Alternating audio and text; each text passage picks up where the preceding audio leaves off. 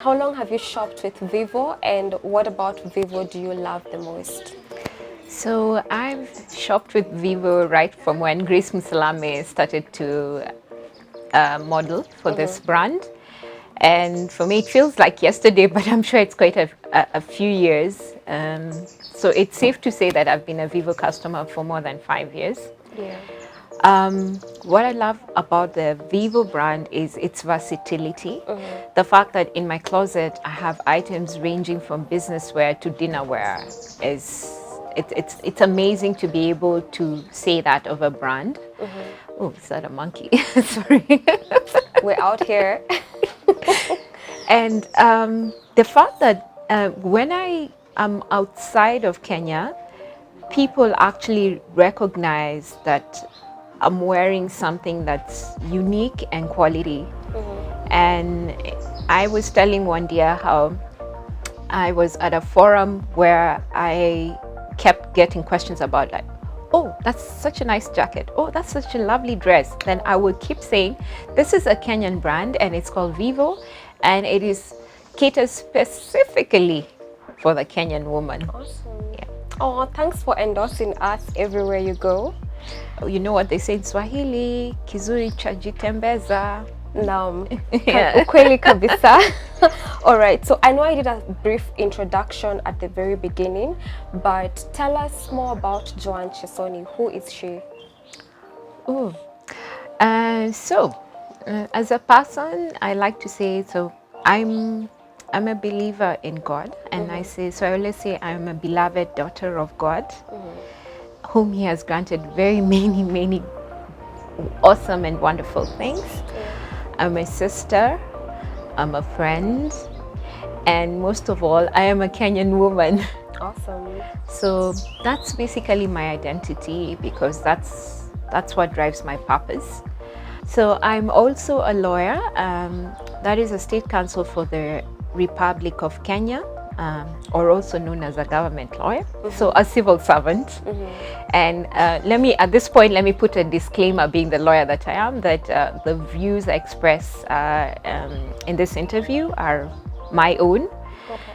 Because as a government official, I would require endorsement for any official positions. So this interview is done from a personal capacity. I think that's important to just mark out. Thank you.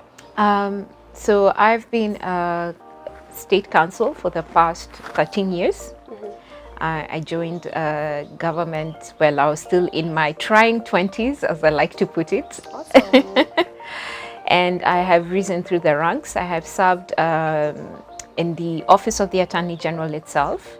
I've also served at Kenya Airways on secondment, and currently I'm at the National Treasury. I've also represented the Attorney General on several boards and public bodies. And currently I sit on the Kenya Space Agency as a representative of the Attorney General.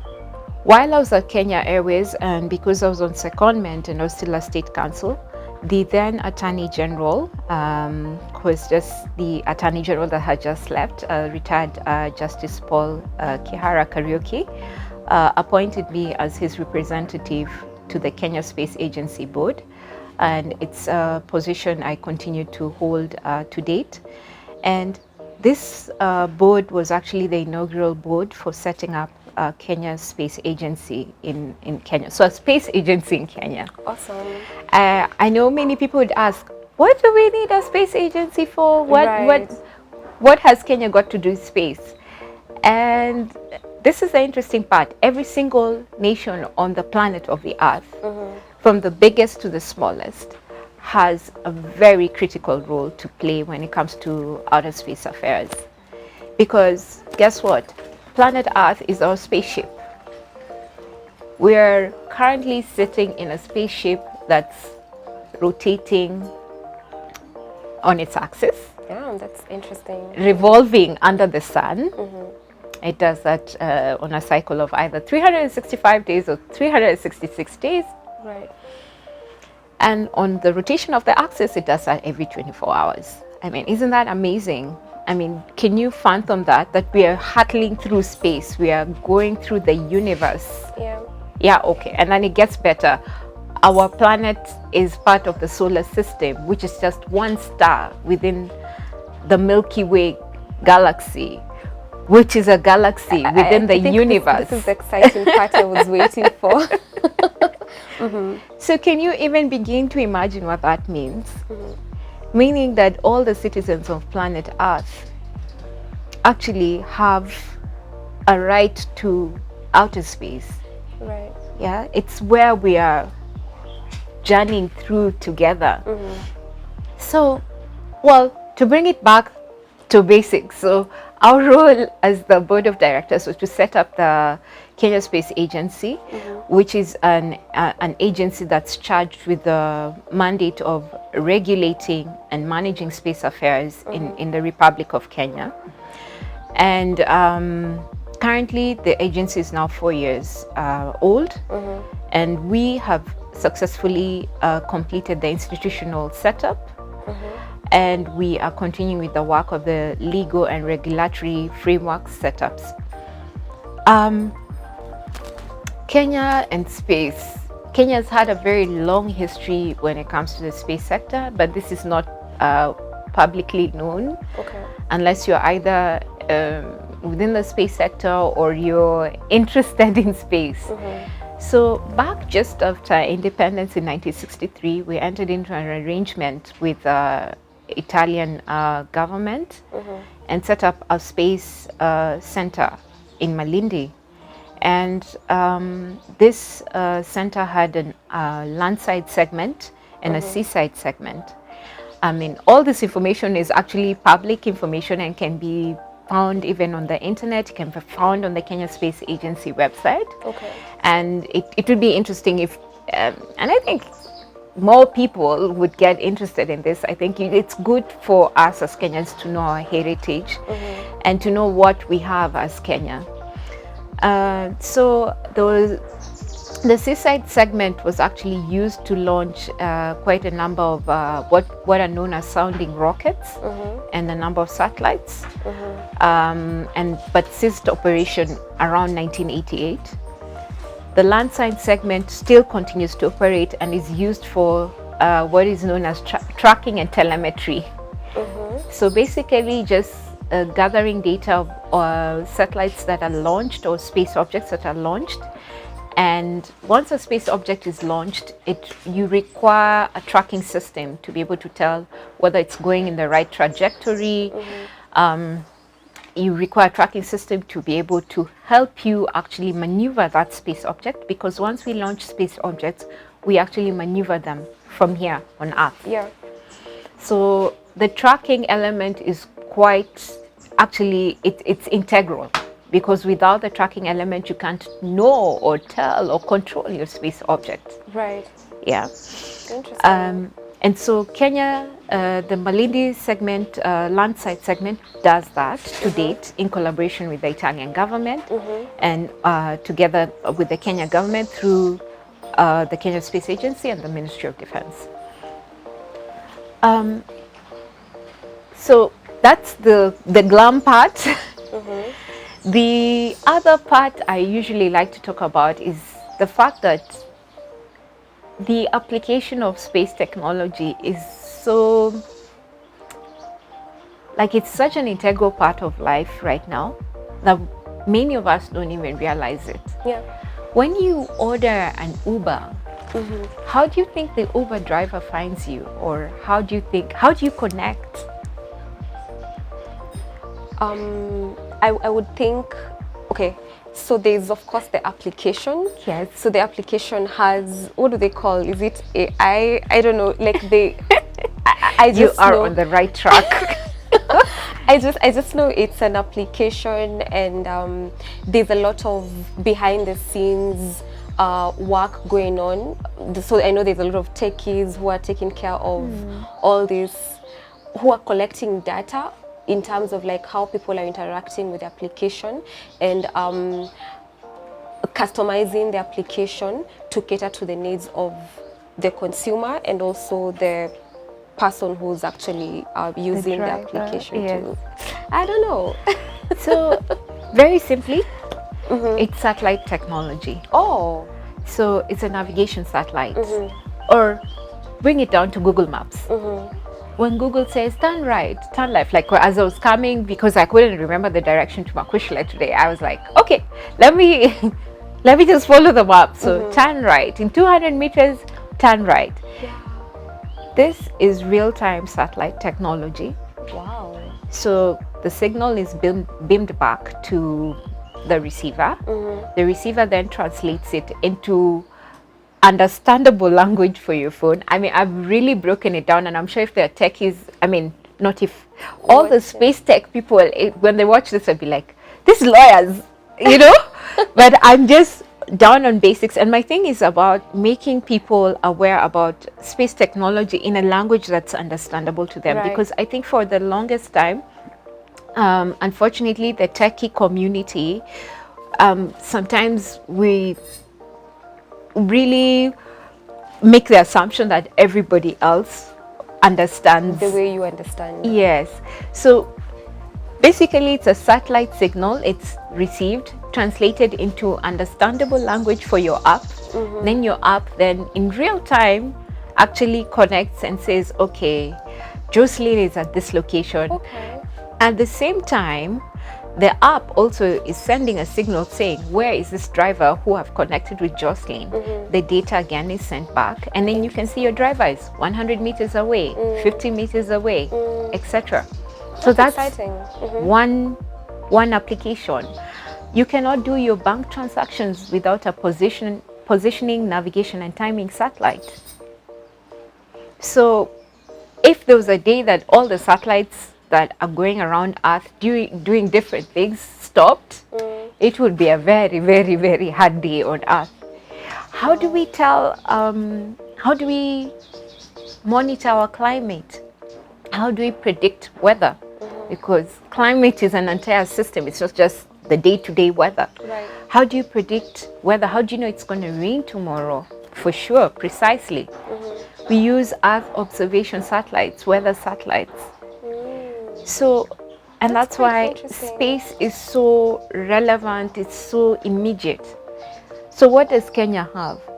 Kenya is an equatorial state, and without going into too much complicated explanations, it's basically easier, more efficient to launch a space object from the equator.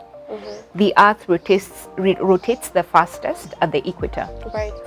We also have access to a very, very amazing and precious orbit called the geostationary orbit. The geostationary orbit is where many of the telecommunication satellites have been launched into and have been operating from. So, you know, like back to that, when you talk about telecoms, when you think about like you've heard of Thuraya, remember the satellite phones where you can call from anywhere on Earth? That's an application. Yeah. More interestingly is the fact that we can plug into the growing space economy, which is estimated that by, well, currently it's about 400, and I think by the statistics of 2020 it was about 430 billion US dollars. That's the size of the space economy globally. And by 2030, I think the projections will be to be at gosh, that number forgotten, scratch that. Mr. How your number? But we're at 430 billion at the moment. How can we contribute as Kenya? Can we, having this wonderful resource of the equator, are we able to then create like an equatorial spaceport for companies to come and launch from the equator? Are we able to support further in the tracking of space objects? These are, you know, and these are things that can plug into our economy as Kenya. So I know when we talk about space, many people think about, you know, oh, we have to launch a satellite, or we have to launch a space object. It may not be necessarily that. We could support the space sector and help our economy grow. There's so much potential for this. Obviously, the government is working towards actually realizing the potential of the space sector in Kenya. But it's also important for the citizenry to become more aware of the possibilities that we have. Because the commercial spin-offs from the space sector are amazing. They can literally transform a country into a technological giant in a span of a decade or less. Interesting. I feel there's a lack of awareness. I feel human beings are so comfortable just living on Earth that there's a lack of, like, people who are actually interested in space stuff are very few, or like maybe just if someone has that curiosity from within, like you'll find me once in a while watching UFO videos on YouTube. But then there's that lack of awareness.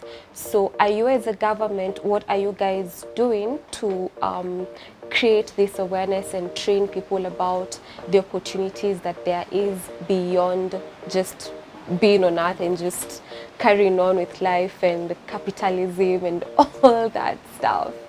Okay, so as I said, I cannot speak from the government position, but I think maybe to answer that question, I think through the Kenya Space Agency, there's a lot of education that's going on, and it's important to say that this education is going on from right at the fundamental level for children, and also throughout to university level.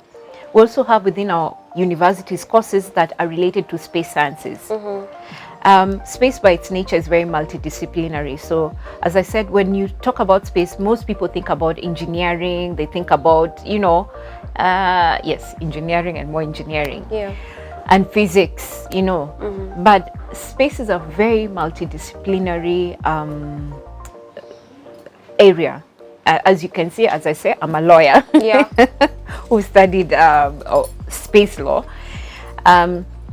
So it's about teaching your population how to, whatever it is they're doing, how to plug in. For instance, the media has an amazing role to play when it comes to space, telling stories about space and space technology.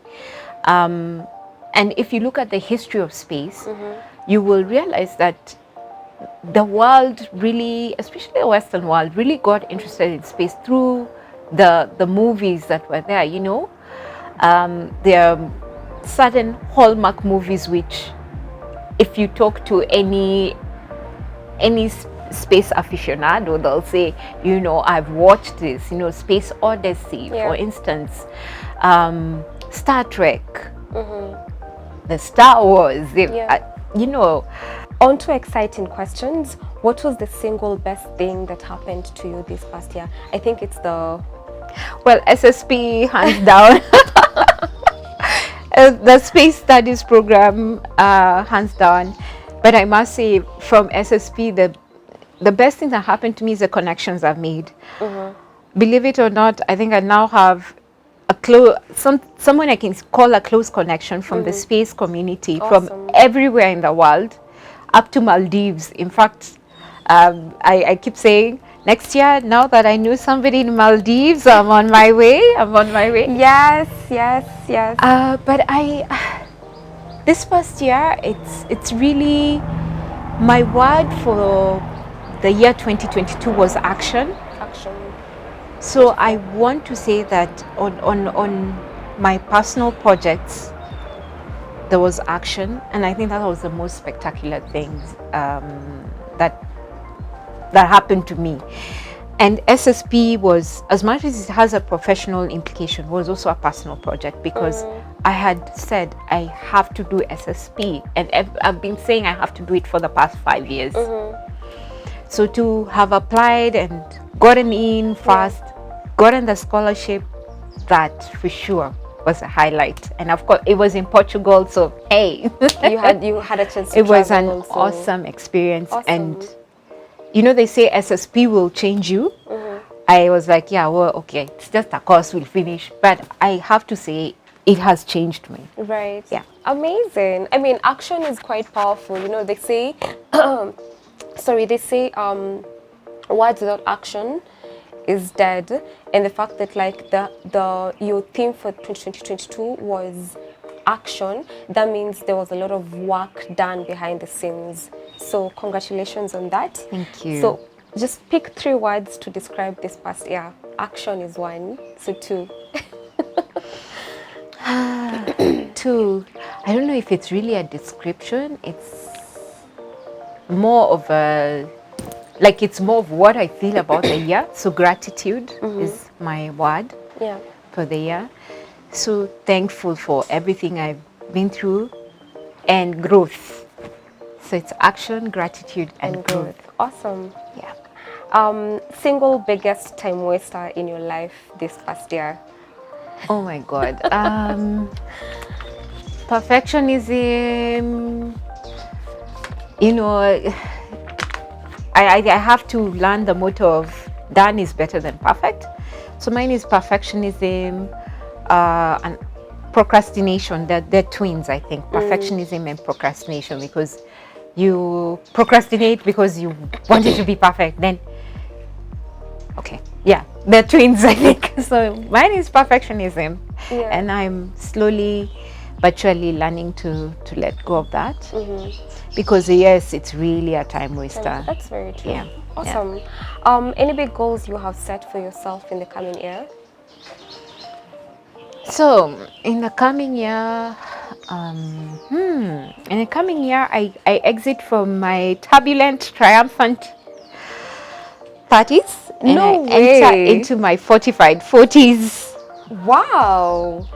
So my thing is, I really, really want to get my PhD on the road.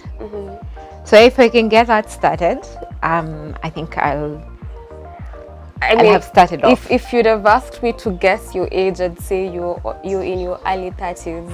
So you did a good job. Thank you. God runs a beauty parlor anyway. Nice one. Yeah. So what advice would you give to young professionals aspiring to get into the space world? One, it's not a straight journey. 2, be curious.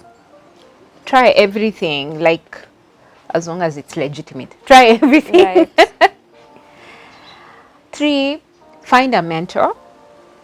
And 4, let me tell you, when you talk about space, not just in Kenya, everywhere in the world, people look at you a bit weirdly. They're like, no, this one. But if it's something that you're really passionate about, and if it fascinates you, don't abandon it. Yeah. I wish I had actually put a lot more emphasis a little earlier in terms of what I think about space, the potential, and what I feel about it. But I think in the past I was like, okay, people actually, that can look, and then you're like, okay, let me just. So be extraordinary. You only have one shot at this life. There's no formula. So you do you. Awesome. My next question was going to be the biggest lesson this year, but I figure you've answered this on some of the questions I've thrown to you. So I think my challenge to you would be speak to your 50-year-old self and tell her something. 50? Wow. That would be I've taken you a decade ahead. Beautiful age. I would give her a pat on the back, and I would say, thank you for persevering. Let's look ahead to the next 50. Let's continue to give those who are getting ready for us to hand the baton over to them. Our part in this journey has been rich, but we cannot keep that rich inside. We have to share it. Right. So whatever I do in the next decade, really, it's I hope. And sorry, I forgot to mention, that's one of my projects. Coming out of SSP, I made an amazing connection. Her name is Dr. Niamh Shaw. She's Irish, so her name is spelled as Niamh, but she's Niamh. Neve is an educator on space. I mean, if there's a launch anywhere, you see her next to the launch. She's so focused on getting space to the people who would not ordinarily be exposed to it. So I'm talking about the child in Kibera, telling them about a rocket, teaching them about, this is how you put together a rocket, this is what it means, this is propulsion, this, basically getting everybody fascinated, interested in space. Okay. Because whether or not they put themselves into a career in space, then they know really what space means for this planet. All right. So passing on the baton, that's a big deal for me. And at 50, I'll be saying, we have done this, let's now pass on what we have to the next generation. Awesome. Thanks a lot for that. So now, parting shot for the Vivo women watching this today. What is your advice, and how would you encourage them to face 2023 with a lot of faith and belief in the thing that they're trying to do for themselves? So for the Vivo women, I'd like to say that each one of us and each one of you actually has a very unique purpose in this life. It is your fundamental duty to identify that mission,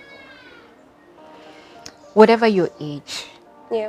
For as long as you breathe, as long as you have life, it's not late at all. You're right on time.